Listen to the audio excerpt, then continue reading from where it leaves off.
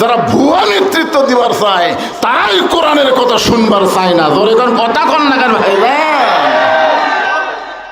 আপনারা কি মনে করছেন আবু জেহেলের গুরু সব মরিছে?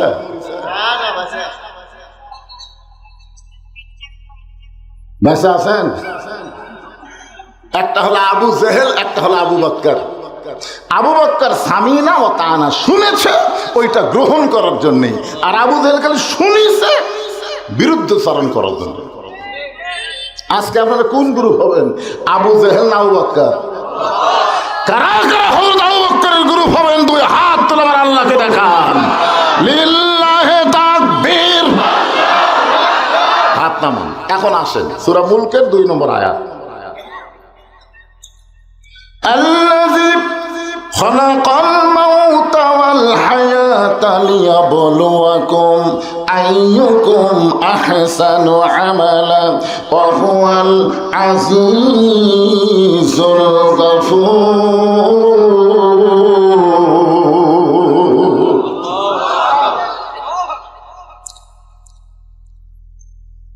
কোরআন শরীফের 29 পারার প্রথমে একটা সূরা আছে, নাম হলো সূরা মুলক। নাম কি? আমি 2011 সালে প্রথম হজ করবার গেছিলাম। আমার সঙ্গে আমার সাথী ছিল আদমদিঘি উপজেলার চেয়ারম্যান সিরাজুল ইসলাম, ডাক নাম হলো রাজু। ডাক নাম কি? এলাকার লোক গাবড়া হিসাবে ছিলেন। উনি আমার সাথী ভাই ছিলেন, একই হোটেলের মধ্যে ছিলাম। তো আল্লাহর ঘর সামনে নিয়ে আমরা একসঙ্গে তালবিয়া পড়তেছি, লব্বাইক আল্লাহুম্মা লব্বাইক, লব্বাইক লা শারিকা লাকা লব্বাইক, ইন্নাল হামদা ওয়ান নি'মাতা লাকা ওয়াল মুলক লা শারিকা লাক। আমি রাজু ভাইয়ের হাত ধরে বললাম, ভাইজান এই যে শেষে যে কইলাম লাকা ওয়াল মুলক লা শারিকা লাক, এর বাংলা অর্থ কি? তোর ভাই হুজুর সবাই কয় হামও কয়, এর বাংলা অর্থ তো জানি না। তা আমি বললাম, ভাই এখন কিন্তু আমরা কাবার আঙ্গিনার মধ্যে আছি, আমি যদি আপনাকে বাংলা অর্থ কই, আপনি আরবি তো মুখ দেখলেন, কিন্তু বাংলা অর্থ কি মানবেন? তখন বলতেছে আবার বাংলা অর্থ কি হবে? আমি বললাম, আপনি যদি মানেন তাহলে বাংলা অর্থ কম, আর যদি না মানেন তো কই লাভ কি? তখন বলতেছে আল্লাহর কাবা ঘর সামনে নিয়ে তখন আপনি কথা বললেন, হুজুর বলেন আমি মানার চেষ্টা করেন। মানার চেষ্টা করলে হুজুর মানবেন এই নিয়ত করেন। আমাকে বলতেছে আগে বাংলা অর্থটা কম তো দেখি। আমি বললাম লাকাল মুলক লা শারিকা লাকের বাংলা অর্থ হলো রাজনীতির ভিতরে, রাজত্বের ভিতরে একমাত্র আল্লাহ ছাড়া আমি অন্য কাউকে স্বীকার করি না। আপনি মুসলমান হবেন, মানুষের তৈরি দল করবেন, আর আল্লাহর কাবা ঘর তাওয়াফ করবেন। হজের আগে যা করছেন করছেন, হজের পরে আল্লাহর দল করা লাগবে। এখন আপনি কি করেন? হুজুর এটার অর্থ দিয়েই হবি, তার এটা বাদ দিয়ে আমি তুলবে বন্ধ হলি। আরে পাগলা, তুমি 7 পাকে 1 তাওয়াফ হয়, তুমি যদি 1 পাক বাদ দাও, যদি 100 বার তাওয়াফ করো তোমার তাওয়াফ হবে না, কারণ 7 পাকে 1 তাওয়াফ। জোরে কোন কথা ঠিক কিনা? তাহলে তলবিয়া পড়বার গেলে শেষের অংশ বাদ দেওয়া যাবে? জোরে কোন যাবে? মৃত্যু এবং হায়াতের স্রষ্টার নাম কি? আগে আয়াতের অর্থ করতেছি। লিয়াবলুয়াকুম, তোমাদের পরীক্ষা করা হবে, আইয়ুকুম আহসানু আমালা, সুন্দর আমল। সুন্দর আমলের পরীক্ষা করা হবে। মাইক আবার ভ্রমণ করতেছে। সুন্দর আমলের পরীক্ষা করবেন কে? আরো জোরে। এখন সুন্দর আমল যদি আমরা করতে চাই, আপনার বলেন তো সুন্দর একটা পরিবেশের দরকার আছে না নাই? সুন্দর একটা পরিবেশ যদি তৈরি করবার চাই, তাহলে সুন্দর একটা সমাজের দরকার আছে না নাই? সুন্দর একটা সমাজ যদি তৈরি করতে চাই, তাহলে সুন্দর একটা রাষ্ট্রের দরকার আছে না নাই? সুন্দর একটা রাষ্ট্র যদি গঠন করতে চাই, তাহলে মানুষের তৈরি করা সংবিধান দেওয়া হবে না, আমার আল্লাহর কোরআনের সংবিধান লাগবে।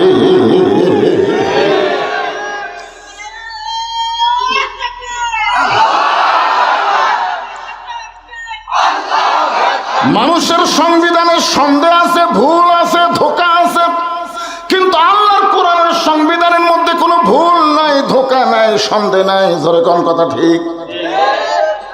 এখন আসেন তো, এই কোরআন কি খালি ওয়াজ শোনার কিতাব নাকি?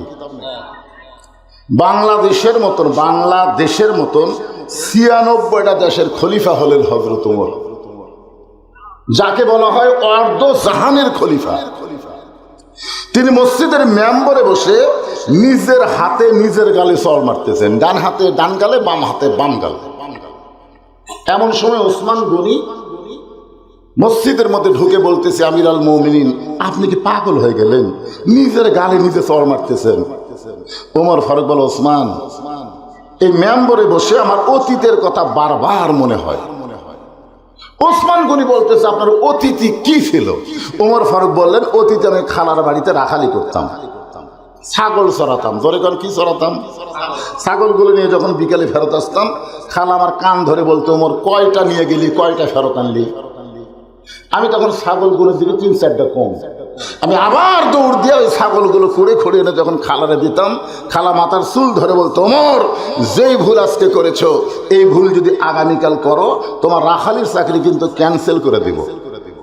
আমি তখন খালার পা ধরে বলতাম, খালা, আমার রাখালির চাকরি যদি ক্যান্সেল করে দেন, তাহলে আমি থাকবো কোথায়, খাবো কি? যে ওমর একদিন রাখালির চাকরি রক্ষা করার জন্য খালার পা ধরে কেঁদেছে, আজকে সেই ওমরকে আল্লাহ অর্ধ পৃথিবীর খলিফা বানাইছে। এটা উমরের যোগ্যতা নয়, এটা কেবলমাত্র আল্লাহর কোরআনের ওসিলায়। এখন আপনারা বলেন, এই কোরআনের পাওয়ার আছে না নাই? কিন্তু আমাদের বাংলাদেশে যাই বলে আইরে, সেই দিকে যাই রে, হুজুরের চরিত্র ভাইরে। সারা জীবন কোরআনের বিরুদ্ধে চারণ করছে।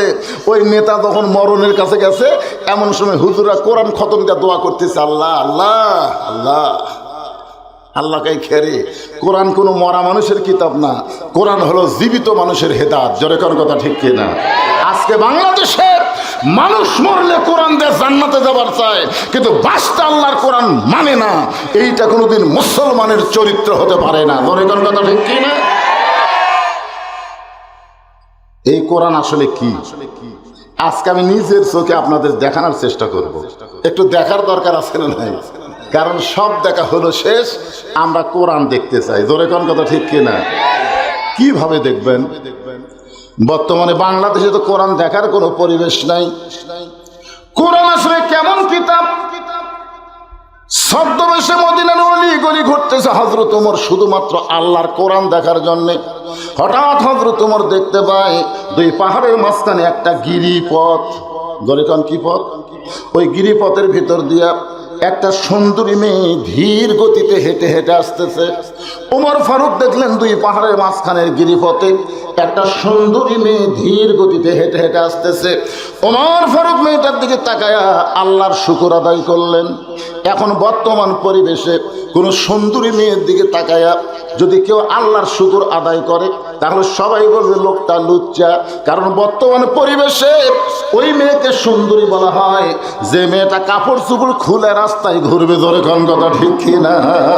কিন্তু আল্লাহর কোরআনের পরিবেশ যখন চালু হবে, তখন বেপর্দা নারীকে কখনোই সুন্দরী বলা যাবে না। পর্দানিশী নারী যারা, বিশ্ব সুন্দরী তারা। আমি যেই বলবো পর্দানিশী নারী যারা, আপনার বলবেন বিশ্ব সুন্দরী তারা। বলতে পারবেন না ভাইজান? পর্দানিশী নারী যারা, আর যেই বলবো বেপর্দা নারী যারা, আপনার বলবেন বিশ্ব বেহায়া তারা। বেপর্দা নারী যারা, বেপর্দা নারী যারা, শিলা কলা তারা। আপনারা শিলা কলা দেখছেন? একই গাছের কলা, এক গামলায় শশাওয়ালা, এক গামলা শিলা। আপনার বলেন তো খরিদ্দার কোন কলা কিনবি? কলালা বলতেছে, ভাই রে একই গাছের রে। বলতেছে, না ভাই আমি শিলা কলা নেই না। তুই কলা কি শিলা খাস না? কই শিলাই তো খাই, তো আগে থেকে শিলা আছে, তাহলে নিবি আর খাবি। তখন খরিদ্দার বলতেছে, ভাই রে আমি খাওয়ার আগেও খাসে। কলালা বলতেছে, আল্লাহর শপথ কেউ খায়নি। বলে তুই খালি তোকে দেখতে পারবি না, একটা দূরবীন অনুবীক্ষণ যন্ত্র এসে দেখ, মাছি খাসে, মশা খাসে, ধুলাবালি পড়ার কারণে এই কলা আর খাওয়ার উপযুক্ত নাই। কলার উপরে ব্যাকটেরিয়া খালি কিলবিল কিলবিল কিলবিল করতেছে। ধরে কোন কথা ঠিক না? তাহলে সুস্বাদু কলা যদি খাওয়ার ব্যাপারে আপনার পছন্দ হয়, বিবাহের ব্যাপারে পর্দাশীল নারী আপনার পছন্দ হবে, বেপরদা সিরাকল আপনার পছন্দ হওয়ার কথা নয়। জোরে কর কথা ঠিক না? আজকে বাংলাদেশের প্রত্যেকটা যুবক যারা বিয়ে করে নাই, তারা যদি নিয়ত করে আমরা বেপরদা নারীকে বিয়ে করব না, খালি এই নিয়ত করার পর থেকে বাংলাদেশের একটা মেয়ে আর বেপরদা চলবে না। জোরে কর কথা ঠিক না? আর মেয়েদেরকে আমি বলতেছি, যে সমস্ত মেয়েদের বিয়ে হয়নি তারা আজ থেকে নিয়ত করবো কোনো বেনামাজি যুবকের সঙ্গে আমরা বিয়ে বসবো না, বাধ্য হয়ে যুবকেরা নামাজি হবে। জোরে কর কথা ঠিক না? মেয়েরা যদি নিয়ত করে মোহরনা ছাড়া বিয়ে বসবো না, ছেলেরা ডিমান্ড চাওয়ার সাহস পাবি না। বর্তমান পরিবেশে হবি না তো, যত ঠিক ঠিক হন। সেই পরিবেশ চাইলে আল্লাহর কোরআন লাগবে। ধরে কন কি লাগবে? আমার ফারুক মেয়েটার নিকটে গিয়ে সালাম দিয়ে বললেন, মা, এই নির্জন পথে তুমি একা একা চলতেছ, তোমার সামনেও কোনো মানুষ নাই, পিছনেও কোনো মানুষ নাই, তোমার অন্তরে কোনো ভয় ডর লাগতেছে না? মেয়েটা বলে, পথিক, তুমি কি হযরত ওমরকে চিনো? সাল্লাল্লাহু আলাইহি ওয়া সাল্লাম। ওই মেয়েটা ওমরকে লক্ষ্য করে বলতেছেন, পথিক, তুমি কি হযরত ওমরকে চেনো? ওমর যেদিন থেকে আল্লাহর কোরআন দিয়ে রাষ্ট্র চালায়, সেদিন থেকে পৃথিবীর এক প্রান্ত থেকে আর এক প্রান্ত একটা মহিলা যাবে, ওই মহিলার কলিজায় কেবলমাত্র আল্লাহ ছাড়া অন্য কারো ভয় থাকবে না। আজকে আপনি বগুড়ার বাইতুর রহমান, ওই মসজিদ কিন্তু তারেক জিয়ার একটা বড় ভূমিকা ছিল। জোরে কোন কথা ঠিক কিনা? বগুড়ায় যেগুলো উন্নয়ন আগে হয়েছে তারেক জিয়ার সময়, যখন তার মা প্রধানমন্ত্রী ছিল, ওই সময় হয়েছে, তারপরে তার কিছু হয়নি। তাহলে আপনি জোহরের নামাজ বাইতুর রহমান মসজিদে যদি সামনে কাতারে পড়ার নিয়ত করেন, আর আপনার পায়ের মধ্যে যদি 2000 টাকার জুতা থাকে, আপনি চিন্তা করে দেখেন তো, জুতা কি মসজিদের দরজা থুবেন না হাতত নেবেন? কথা কয় না। যখনই জুতা হাতত নিছেন, তখন দুই কান্দের ফেরেশতা বলতেছে, আল্লাহ, এই বান্দা কার ভয়ে মসজিদে ঢুকতেছে? আল্লাহ বলতেছে, আগে করছে চোরের ভয়। কারণ জুতা হাতত নিছে কার ভয়ে? আল্লাহর ভয়ে। তাহলে বর্তমান সমাজে চোরের মশা নিতে পারতেছে। আপনার বলেন তো, বাইতুর রহমান মসজিদে কম পক্ষে 500-700 মুসল্লি নামাজ পড়তেছে, আর জুতা চোর হলো মাত্র দুইজন জুতা চোর মসজিদের চারিধার ঘুরতেছে আর বলতেছে আমাকে ভয়। সব ভালো জুতা ভিতরে ঢুকছে, আমাকে ভয়। যেই সমাজে কোরআনের আইন চলে না, সেই সমাজে চোর, ডাকাত, বাটপার, সাদা বাস্তের মশান বাড়ে। জোরে কোন কথা ঠিক কথা বলে? কি দুই চোর বুকত থামায় আর হামাকের ভয়ে। মুসলমান মসজিদের মধ্যে দোয়া পড়তেছেন ঢোকার সময়, আল্লাহুম্মা আফতাহলি আবওয়াব রাহমাতিক। মেয়েটা বলে, পথিক, হযরত ওমর যেদিন থেকে আল্লাহর কোরআন দিয়ে রাষ্ট্র চালায়, সেদিন থেকে পৃথিবীর এক প্রান্ত থেকে আর একটা প্রান্তে একটা মহিলা যাবে, ওই মহিলার কলিজায় কেবলমাত্র ভয় থাকবে কার? সেদিন ষোড়শী নির্জন পথে যাবে, কোনো জন কটু কথা কবে না, পথে আর প্রান্তরে সম্পদের মোহে পড়ে খুন আর রাহাজানি হবে না। সবাই আমার সঙ্গে বলবেন, যদি মেনে চলি কোরআন। বলেন, যদি মেনে চলি কোরআন আর রাসূলের বিধান, সকলেই শান্তিতে থাকবে। বাংলার আকাশে কলেমার পতাকা যেদিন দুলবে। ওমর ফারুক মনে মনে আল্লাহর শুকরিয়া আদায় করলেন, আল্লাহ, তোমার কোরআনের কি ক্ষমতা! তোমার কোরআন যখন চালু হয়, তখন মানুষের কলিজায় কেবলমাত্র কারো হয়। কথা বলেন না কেন? কারো হয়? চোর ডাকাতের ভয় আছে নাকি? চোর ডাকাত থাকবে? জুতা চুরি করবি? কোরআনের আইন চালু হলে জুতা চুরি করে যখন চোর যাচ্ছে, বুঝলেন, চোর যখন এরকম হাত দিয়ে যাচ্ছে, তখন মন বলতেছে, হায় হায়, যে চোর চুরি করার নিয়ত করছে, ইমান বলতেছে আল্লাহর আইন চলতেছে, ওই হাত থাকবি কেরে? ওমর ফারুক বললেন, মা, তুমি যে ধীর গতিতে চলতেছ, তোমার চলা দেখে মনে হয় তোমার ভিতরে কোনো দুঃখ লুকে আছে। তুমি হয়তো কোনো দুঃখী মেয়ে, তোমার চাল চলন তো দেখতেছি ধীর গতিতে তুমি হাঁটতেছো, আমার মনে হয় তোমার ভিতরে কোনো দুঃখ লুকে আছে। মেয়েটা বলতেছে পথিক, আসলে আমি একজন দুঃখী নারী, আজকে 6 দিন হলে হযরত ওমরকে আমি খুঁজতেছি। আমি আসলে একজন কি নারী? দুঃখী নারী, আজকে 6 দিন হলে হযরত ওমরকে আমি খুঁজতেছি।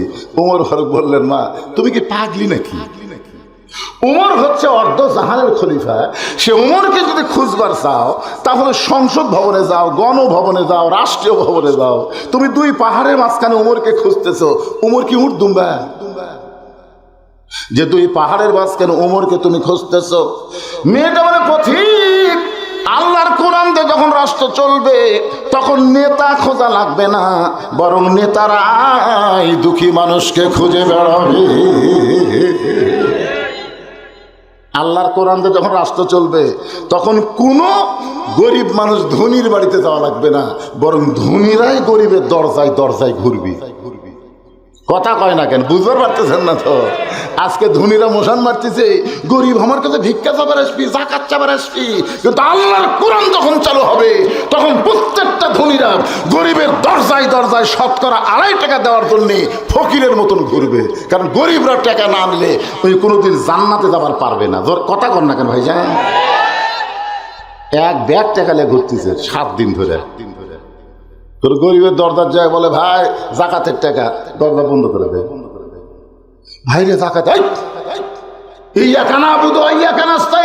আমি আল্লাহর গোলামি করে আল্লাহর কাছে চাই, তোর জাকাতের টাকা আমার দরকার নেই। বাংলাদেশে কিন্তু অনেক গরিব মানুষ আছে, দান করলে নিবি, কিন্তু জাকাতের কথা শুনলি কেন আপনি না? এ কথা কয় কি কয়? আমার এক দাদা ছিল, জীবনে কোনো মানুষ তাকে ইফতার করাবার পারেনি। বহুদিন আমার কাছে ধরছে যে তোমার দাদার একটু মুরব্বী মানুষ, আমরা একটু ইফতার করাবার চাই। আমি দাদাকে যা বলি, দাদা ছোট ছিলাম তো, দাদা ইফতার পরের বাড়ি ইফতার করে আমার সব দেবো নাকি? দরকার হলে 1 খুরমা খেজুর খাবো, পানি খেয়ে রোজা ভাঙরে, কিন্তু পরের বাড়িতে আমি ইফতার করবো না। আসলে কোনোদিনও করেনি। আমি তারে বুঝাইছি, দাদা পরের বাড়িতে ইফতার করলে রোজার সবের কমতি হবে না। না না, সারাদিন না খাই থাকে সব দেবো নাকি? হিংসা তাই বুঝিস আগে।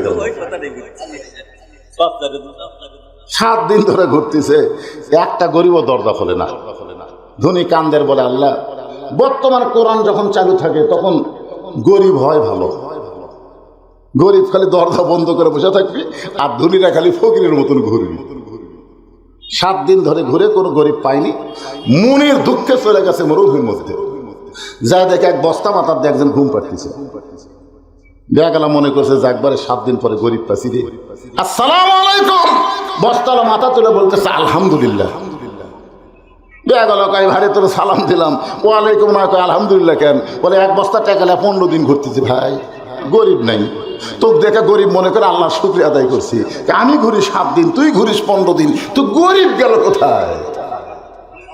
সঙ্গে সঙ্গে 2 জন আস্তাঈনু বিসসবরি ওয়াসসালাম ইন্নাল্লাহা মা'আস সাবিরিন। ধৈর্য আর নামাজ পড়ে আল্লাহর কাছে বলতেছে, আল্লাহ আমার এই ভাই ঘরে 15 দিন, আমি ঘুরি 7 দিন, জাকাতের টাকা নেওয়ার মতন কোনো মানুষ নাই, তাহলে গরিব গেল কোন জায়গায়? আমার আল্লাহ জানায়, বান্দারে সুদ ভিত্তিক অর্থনীতির কবর দিয়ে জাকাত ভিত্তিক অর্থনীতি যখন চালু হবে, ওই দেশের জন্য আল্লাহ গজবের দরজা বন্ধ করে রহমত বরকতের দরজা খুলে দিবে। বর্তমানে আমাদের বাংলাদেশে সুদ আছে না নাই? আপনারা বলেন তো, যে সুদের 1 টাকা খায় তার পাপ কতটুকু হয়?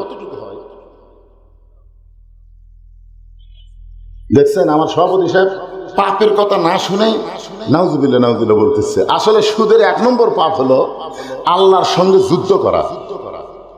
সুদের সর্বনিম্ন পাপ রাসূল বলতে গিয়ে 3 বার মুখ ধরছে, 3 বার।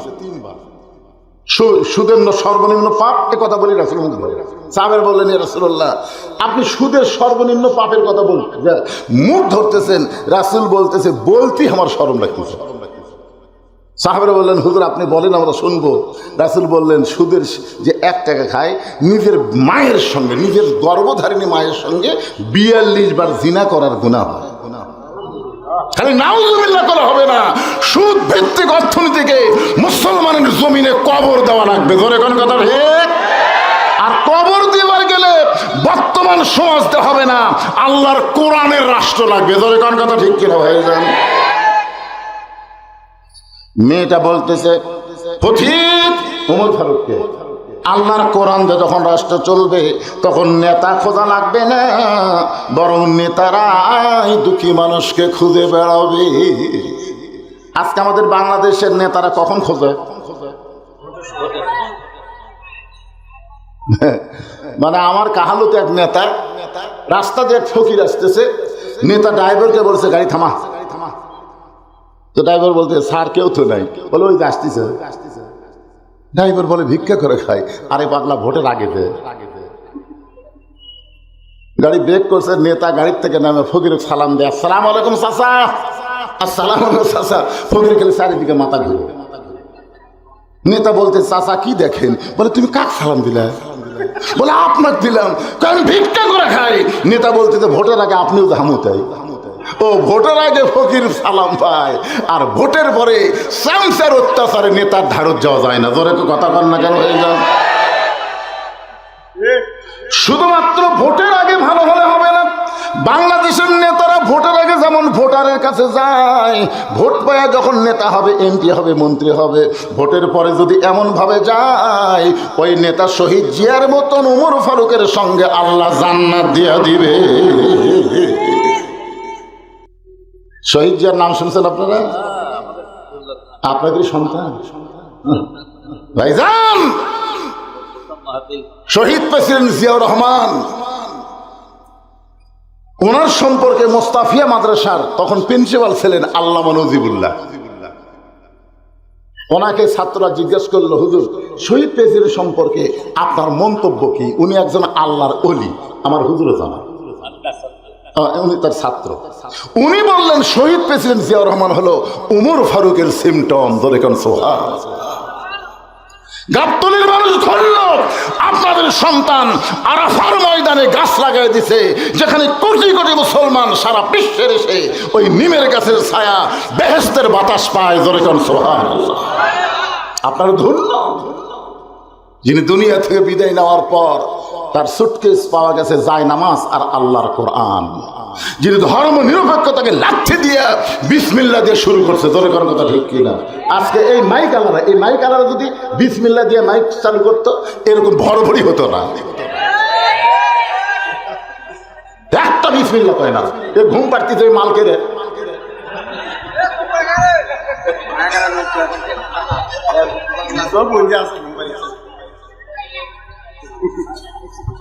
কি শহীদ প্রেসিডেন্ট জিয়াউর রহমান ছিলেন আপনারা? গোটা বিশ্বের মানুষ চিনে।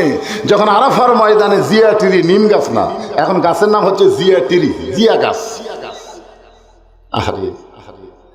আজকে তার স্ত্রী, গণতন্ত্রের মা, আপসহীন নেত্রী, তিনি আজকে অসুস্থ। আমি কয়েকদিন হলে তার জন্য প্রত্যেকটা মাহফিলে মোনাজাত করতেছি। দেখবেন ইউটিউবে আমার কয়েকটা মোনাজাত বের হয়েছে। তার জন্য আমি চোখের পানি নিয়ে দোয়া করি, আল্লাহ তাকে তুমি পুরোপুরি সুস্থ করে আবার আমাদের কাছে আসার তৌফিক দাও। জোরে কোন আমিন, জোরে বল আল্লাহুম্মা আমিন। তিনি কত দুঃখী একজন নারী, 33 বয়সে সে বিধবা হয়েছে, 2টি এতিম সন্তানকে লালন পালন করেছে। অথচ হাসিনা এতিমদের মাল আত্মসাৎ করার অপরাধে মিথ্যাভাবে তাকে জেল দিছে। তোর কথা কি? কত দুঃখী একজন মানুষ, 2 পালন করেছে, কত কষ্ট। জিয়াউর রহমান যাওয়ার পরে তার কিছুই ছিল। তিনি আমাদের দেশের 3 বারের সফল মন্ত্রী। তিনি যখন ক্ষমতায় ছিলেন, একটা আলেম বলতে পারবে না খালেদা জিয়া কাউরে কষ্ট দিছে। ধরে কোন কথা ঠিক কিনা? যে আলেমদের কষ্ট দিছে, সে বিদেশে পলানোর পরে সবাইকে আলহামদুলিল্লাহ, হাসিনা মরে গেলে ইন্নালিল্লাহ বলার কোনো মৌলবি খুঁজে পাওয়া যাবে না। কথা কন না কেন ভাইজান? আর খালেদা জিয়ার জন্য মসজিদে, মাদ্রাসায়, মাহফিলে সব জায়গায় তার জন্য দোয়া হচ্ছে। বিশ্বাস আমার, আল্লাহ তাকে আবার কিছু দিনের জন্য সুস্থ করে দিবে ইনশাআল্লাহ। যাওয়া লাগবেই তো, যাওয়া লাগবে না? এতগুলো মানুষকে কাঁদায় যে যাবে, আল্লাহ তাকে জান্নাত দিয়ে দিবে। আল্লাহ কথা প্রসঙ্গে কথা রাইছে, একটু মনোযোগ দেন। নেতা শুধু ভোটের আগে ঘুরলে হবে না, ভোটের পরেও ঘুরতে হবে। যখন আল্লাহর কোরআন দিয়ে রাষ্ট্র চলবে, সুবহানাল্লাহ বলেন। মেয়েটা বলে পথিক, আল্লাহর কোরআন দিয়ে যখন রাষ্ট্র চলবে তখন নেতা খোঁজা লাগবে না, বরং নেতারাই দুঃখী মানুষকে খুঁজে বেড়াবে। আমি 6 দিন হলে উমরকে খুঁজতেছি, আর 1-8 দিনের মধ্যে যদি উমরকে আমি না পাই তাহলে আসল জায়গায় বিচার দিব। কয়দিন হলে খুঁজতেছে? আর 1 দিন। আমি সর্বসা করলে 7 দিনের নিয়ত করছি। 6 দিন হলে খুঁজতেছি, আর 1 দিনের মধ্যে যদি উমরকে খুঁজে না পাই তাহলে আসল জায়গার বিচার দেব। আসল জায়গা বোঝেন? হাসিনা এত অত্যাচার করছে, আমরা জজ কোর্ট গেছি, হাইকোর্ট গেছি, সুপ্রিম কোর্ট গেছি। হাসিনা এমন বিচার করা করছে, ভালো মানুষগুলো জেলখানায় আর খারাপ মানুষ জামিন পাচ্ছে। ধরে কোন কথা ঠিক কিনা? আল্লামা সাইদি হুজুর যেদিন দুনিয়া থেকে বিদায় নিল, তাকে হত্যা করা হলো, সেদিন বাংলাদেশের সমস্ত আলেম তাহাজ্জুদের নামাজ পড়ে আসল জায়গায় বিচার দিয়েছে। ধরে কোন কথা ঠিক কে কথা বলে? 1 বছর লাগেনি, 1 বছরও লাগেনি। কি হাসিনা যখন পোলা যায় তখন দেখছেন আপনারা? ছোট্ট একটা ভিডিও প্রকাশ হইল, ওই ভিডিও আমি লোড করে রাখছি, মাঝে মধ্যে দেখি, আর কি যে মজা লাগে ভাই। আর বোন রেহানা খালি মাটির দিকে তাকে তাকে হাঁটতেছে, আর হাসিনা যাওয়ার সময় খালি চারিদিকে থাকাচ্ছে, আর মনে মনে একটা গান গাচ্ছে। কতজনকে কত কি দিলাম, যাবার কালে 1 চামচারও দেখা না পাইলাম। ও আমার সাদের মালা যায় রে ছিঁড়ে, রইব না আর বেশি দিন তোদের মাঝারে। এরকম একটা গান আছে না নাই? কত চামচে আছে, তার একটা চামচাও নেই। একটু মনোযোগ দিয়ে শুনবেন। মেয়েটা বলতেছে 1 দিনের মধ্যে যদি হযরত ওমরকে আমি দেখতে না পাই তাহলে আসল জায়গায় বিচার দেব। এমন সময় হযরত ওমর হাঁটু গেড়ে বসে মেয়েটার সামনে বলতেছে, মা তুমি যেই ওমরকে খুঁজতেছো আমি হইলাম সেই ওমর। হাঁটু গেড়ে বসেছে, কারণ ওমর ফারুক যখন থেকে খেলাফতের দায়িত্ব পাইছে তখন তিনি ঘোষণা করেছেন, ফোরাতের কুলে একটা কুকুর যদি না খেয়ে মারা যায় আল্লাহ হাসরের ময়দানে ওমরকে ছাড়বে না। মেয়েটা কয়দিন খুঁজেছে? কয়দিন? 6 দিন হলে খুঁজেছে, আর 1 দিন। হাঁটু গেড়ে বসে বলতেছে, মা তুমি যেই ওমরকে খুঁজতেছো আমি হইলাম সেই ওমর। সঙ্গে সঙ্গে মেয়েটা বলি, আমিরুল মুমিনিন তাহলে আপনি একা একা চোরের মতন কেন ঘুরতেছেন? আপনার কি কোনো চামচা নেই? কি মনে করছেন এমপি? ওমর ফারুক এমপি, মন্ত্রী, বাংলাদেশের মতন দেশের মন্ত্রী, বাংলাদেশের মতন 96টা দেশের খলিফা, রাষ্ট্রনায়ক, চোরের মতন একা একা ঘুরতেছেন, আপনার কি কোনো চামচা নেই? ওমর ফারুক বললেন, মা চামচা পালবার গেলে যে টাকা লাগবে সেই টাকাই তো আমার নাই, কারণ চামচা তো আর এমনি এমনি ঘুরবি না, টাকা লাগবে। ধরে কোন কি লাগবে?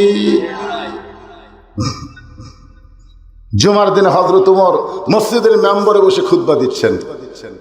মেম্বরে দাঁড়িয়ে যখন খুতবা দিচ্ছেন এমন সময় মাঝখান থেকে একজন দাঁড়িয়ে বলতেছে, আমিরুল মুমিনিন আপনার খুতবা আমরা শুনবো না। ওমর ফারুক বললেন, আমার খুতবার মধ্যে দোষ কি? বলে, দোষ খুতবার মধ্যে না, দোষ হলো আপনার। ওমর ফারুক সুমকে বললেন, ভাই আমার কি দোষ? বলে, আমাদেরকে খাটো পাঞ্জাবি দিয়ে আপনি লম্বা জুব্বা পরে খুতবা দিবেন? এই লম্বা জুব্বা কোথায় পাইলেন? যতক্ষণ না বলবেন ততক্ষণ আপনার খুতবা আমরা শুনবো না। হযরত ওমরের চোখ দিয়ে দর দর করে পানি পড়তেছে। এমন সময় আব্দুল্লাহ ইবনে ওমর, ওমর ফারুকের ছেলে, বাবার পাশে দাঁড়ায় বলতেছে, রে নবীর সাহাবীরা, তোমরা খাটো পাঞ্জাবি হলেও তো নতুন পোশাক পরে নামাজ পড়তে আইছো, কিন্তু আমার পরনে দেখো নতুন কোনো কাপড় নেই। ওসমান গনি বলতেছে, আব্দুল্লাহ আজকে জুমার দিনে সবাই নতুন কাপড় পরলো, অথচ তুমি পুরাতন কাপড় কেন পরেছো? আব্দুল্লাহ বলতেছে, আমি যদি আজকে নতুন কাপড় পরতাম তাহলে আমার বাবার জুব্বা লম্বা হতো না। সুবহানাল্লাহ কবেন না? তোমরা সবাই যখন ঘুমাও, আমার বাবা যেদিন থেকে মদিনার খেলাফতের দায়িত্ব পাইছে সেদিন থেকে আমার বাবার চোখে ঘুম নাই। সবাই ঘুমায়, ওমর ফারুক ঘুমায় না। ওমর ফারুক কি করে না? ঘুমায় না। মানুষকে কেমন আছে নিজের চোখে দেখে, নিজের চোখে দেখে। মহাস্থান বগুড়া সাতমাথা থেকে মহাস্থান কয় কিলো হয়? একজন বলেছে স্যার, শহীদ জিয়াকে একজন বলছে স্যার মহাস্থানে আল্লাহর ওলি সুলতান বলখি ঘুমায় আছে। কারণ তো ছোট থেকে জানি চলো যায় দিয়েছে চিরকায় কি করে চলো যায় মানে এই মাল মাল করে হাঁটে ঘাটা দেখে হাঁটতেছে। বগুড়া সাতমাথা থেকে মহাস্থান যাচ্ছে হাঁটে হাঁটে। যাওয়ার সময় রাস্তায় কৃষক বুকের সঙ্গে চাপা ধরে।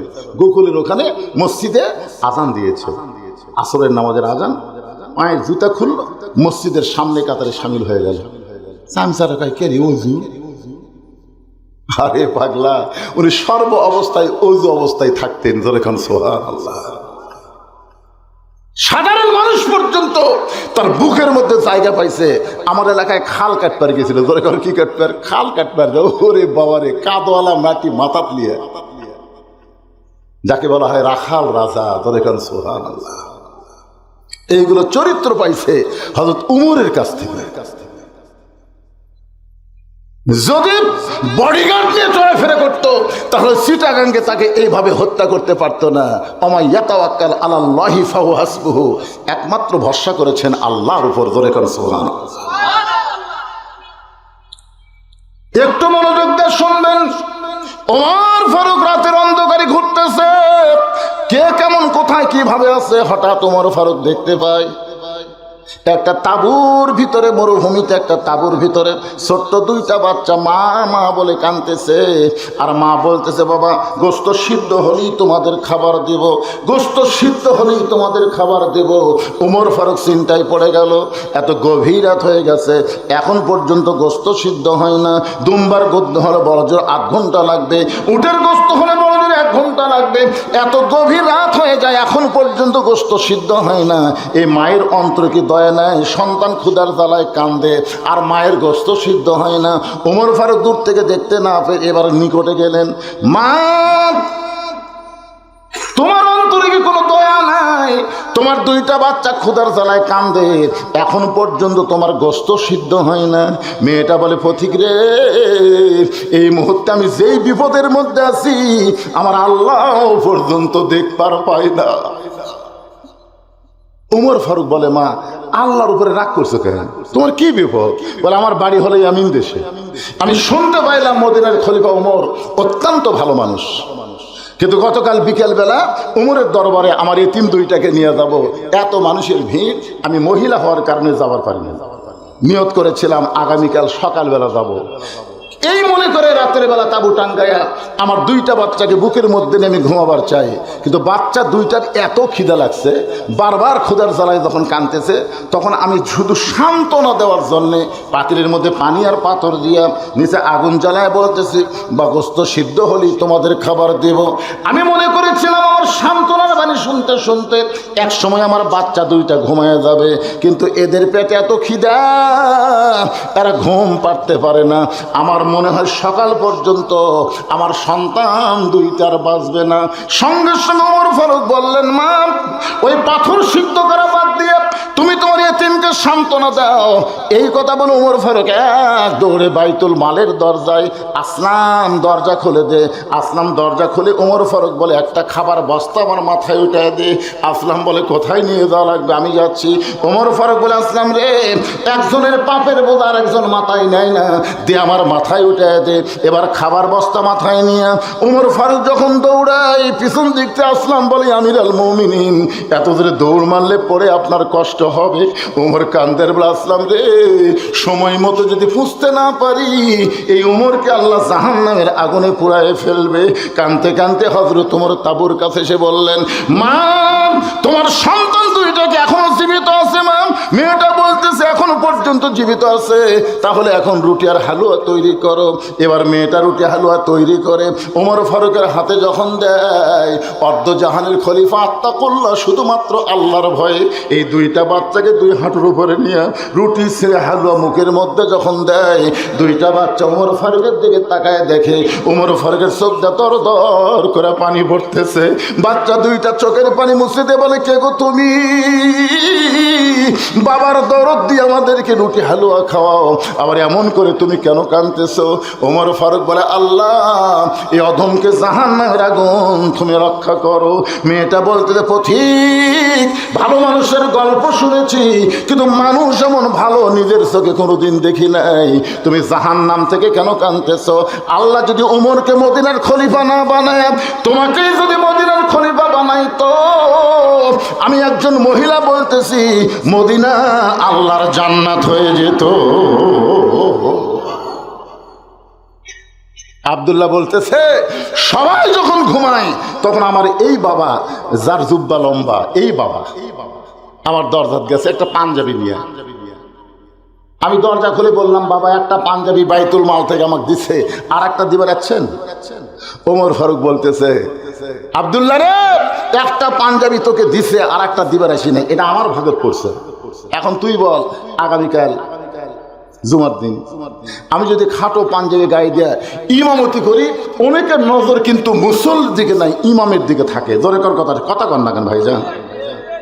আচ্ছা, ইমামের দাড়ির দিকে মুসল্লির নজর আছেন নাই? এক মুসল্লি আমাকে মোবাইল করে বলতে, হুজুর ইমামের দাড়ি যদি এক মুষ্টির নিচে হয়, তার পাশে কি নামাজ হবে? আমি বললাম, ভাই তোমার খবর কি? আমার নাই হুজুর। তো তোর নাই, তুই ইমামেরটা লাগতেছিস? কই হুজুর আমি মুসল্লি। তার মানে বোঝা গেল যিনি তিনি ইমাম হতে পারবে না। ইমাম হওয়ারও কিন্তু একটা বাহ্যিক একটা যোগ্যতা লাগে। ধরে কথা ঠিক কিনা? ভিতরের যোগ্যতা তো লাগে, বাড়ার একটা যোগ্যতা লাগে না? কথা কন ভাই রে, আপনার কি মন খারাপ করতেছেন? এক মেয়ে আমাকে বলতে, হুজুর আমার স্বামী এত সুন্দর, আমার স্বামী নিয়ে যখন রাস্তার বের হই, রাস্তার মেয়েরা এখানে আমার স্বামীর দিকে তাকে থাকে। হুজুর এমন কোন দোয়া আছে যে দোয়া আমল করলে আমার স্বামীর দিকে কোনো মেয়ে তাকাবে না? তখন আমি বললাম, মা একটা দোয়া আছে। বলে, সেটা কি দোয়া হুজুর? বলে, তোমার স্বামী চাচা বানাও। মেয়েটা বলতেছে, কি করলেন হুজুর? একটা আলেম হয়ে আপনি কি করলেন? আমি বললাম, চাচা কবার করিনি, চাচা বানাবার করছি। তুমি যেভাবে হোক তোমার স্বামীকে চাচা যেরকম হলে হয় সেরকম বানাও। হাত পাও ধরে ওই 4 আঙ্গুল দাড়ি থো আছে, যেভাবেই হোক। ওই মেয়ে আমাকে একদিন মোবাইল করে বলতে, হুজুর আমার স্বামীকে রাস্তা দিয়ে যখন যাই, একটা মেয়েও আমার স্বামীর দিকে তাকায় না। যদি কেউ তাকায় আর সালাম, চাচা কেমন আছে, তা আমার সামনে আমার স্বামী যখন চাচা কয়, আমার মন খারাপ হয় না। কিরে ভাইয়ের দলেরা, ভাই সারা জীবন ভাই থাকেন না, চাচা হওয়া লাগবে কি লাগবে না? জোরে কেন লাগবে কি লাগবে না? দাড়িও কামাচ্ছে, মোছও কামাচ্ছে, একে দুটাই কামাচ্ছে। মাথার দিছে টুপি, ওই জাতীয় ইমাম মাথার কি দিছে? টুপি দিছে। বউ এখন কাছে টাকা বলতেছে, টুপি খুলে আমার কাছে আসেন। স্বামী কয়, কি হয়েছে? ড্রেসিং টেবিলের সামনে যাবো, চলেন। স্বামী স্ত্রী দুইজন ড্রেসিং টেবিলের সামনে যাবো। বউ বলতেছে, আল্লাহ যদি আমার মোজ দিত, আল্লাহ যদি আমার দাড়ি দিত। এই পাগলি, মেয়ে মানুষের কোনোদিন দাড়ি মোছ হয়? বউকে, এই মরদ, পুরুষ মানুষ কোনোদিন দাড়ি মোছ চাচা হয়? কি কন, মরদের একটা সাইজ নেই? কথা কন না কেন ভাই, মরদের একটা সাইজ নাই? ইমামতি করবার গেলে যদি সাইজ লাগে, পুরুষ মানুষের একটা সাইজ লাগবে। কথা কর। একটু মনোযোগ দিয়ে শুনেন। ওমর ফারুক বলে, আব্দুল্লাহ তোর পাঞ্জাবিটা আমাকে দান করে দে।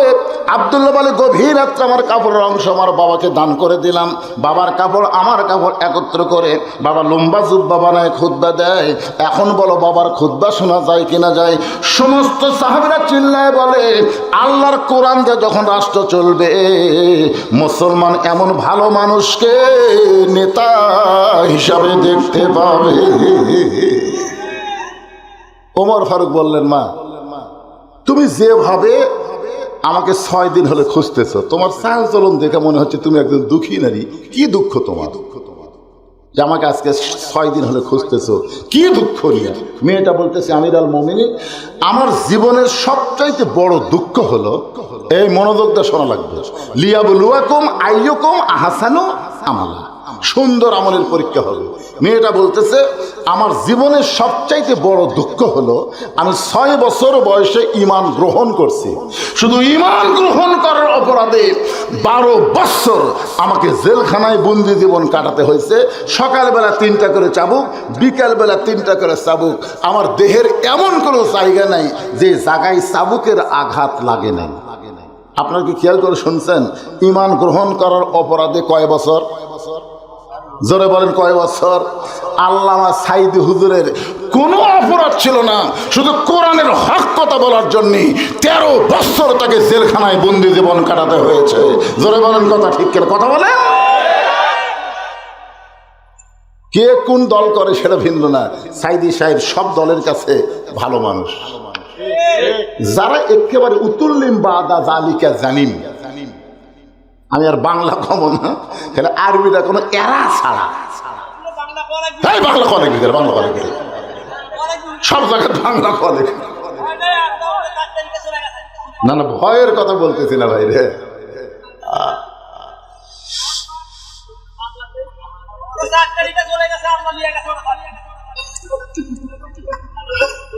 বর্তমান জামাত আর বিএনপির মধ্যে যেই শত্রুতা শুরু হচ্ছে, যে কোনো সময় হাসিনা সুযোগ বুঝে ঠুস করে ঢুকছে। কথা শেষ হয়নি, শেষ হয়নি। এই জামাত আর বিএনপি আপনারা হচ্ছিলেন একই আলুর বাগুড়ের মধ্যে। এক বাগুড়ে আমি শুতে আছি, আর এক বাড়ি বিএনপির ভাই শুতে আছে আর এক বাগুড়ে। এক সময় বিএনপির ভাই আমাকে বলতে ঠান্ডা লাগছে, তাহলে আমার কম্বল আপনি লেন। কি মিল রে, কি মিল। আর এই 4 তারিখের পর থেকে, 5 তারিখের পর থেকে কি যে শুরু হলো, এক দল আর দল 2 চোখে দেখতে পারতেছে না। ইয়ার বিরুদ্ধে উইয়ার বিরুদ্ধে বলতেছে, হাসিনা বলতেছে আমরা এটাই চাই, ফস করে ঢুকবো। জোরে কোন কথা দেখছি না। আগামীতে জামাত বিএনপি এক হওয়া লাগবে, আর কোন ফাঁসিবাদী বাংলার জমিনে যেন জায়গা না পায়। জোরে কোন কথা ঠিক কেন কথা বলে। কারা কারা রাজি? 2 হাত তুলে আবার আল্লাহকে দেখান। তাকবীর দেন, তাকবীর দেন, লিল্লাহি তাকবীর। 4 তারিখের পরে চলে গেছে, আসতে যাওয়া বাপ মরিছে। আর 4 ভাই কি ভিন্ন হয়ে গেছে, 1 হাত জায়গার জন্য লাঠি যাচ্ছে, অথচ 4 ভাই একসাথে ভাত খাচ্ছে। তখন প্রতিবেশীরা কবি যাক রে, এরা 4 জন যদি লেখালেখি করে তাহলে তো আমাকে আর কোনো সমস্যা নাই। আমার কথায় অ্যাঙ্গেলে দিলাম ডোজ, বুঝবার পারছেন ভাই? এর বেশি এর নিচে আর আমি নামলাম না, বুঝতে পার। উতুল্লিম বাদা জালিকা জানিমের বাংলা অর্থ হলো, আমি কর আগে কছে তার কি কম, অবৈধ সন্তান যাদের জন্মের ঠিক নেই, একমাত্র তারাই আল্লাহর ওলি, আলেম ওলামা, নবী রাসূলের বিরুদ্ধে কথা কয়। জোরে কোন কথা ঠিক কথা বলেন। কি বুঝতেছেন? নারী নির্যাতন করছে, মানুষ হত্যা করছে, আল্লাহর তদন্ত দেখেন। আল্লাহ কোরআনে বলতেছেন, ইন্নামা ইয়াখশাল্লাহ মিন ইবাদিহিল উলামা, বান্দা সমূহের মধ্যে আলেম বান্দারাই সবচাইতে আল্লাহকে বেশি ভয় করে। আপনার বলেন তো, আল্লামা সাইদি হুজুর ছোট আলেম না বড় আলেম? তাহলে